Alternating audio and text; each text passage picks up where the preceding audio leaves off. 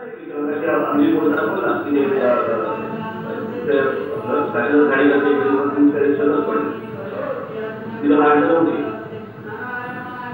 पण काय झालं नाही असं मानतात शेकडो असं मानलं जातं रस्ते असे मानतात इकडे खड्डे पडले इकडे खड्डे पडले नाले उठलेले आहेत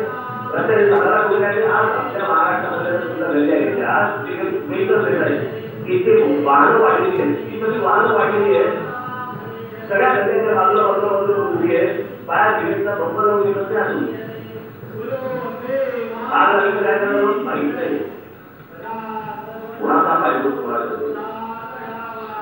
मला वाटतं हा जो नागरिकांना जो सगळ्या गोष्टींचा त्रास होतो इथं किती पाहणं आवश्यक आहे ते पुढची आरक्षण पडली आणि पुढचा मला मिळाला आणि मला आता पुढे काय होणार आहे ते सगळं निवडणुकीला बघता येईल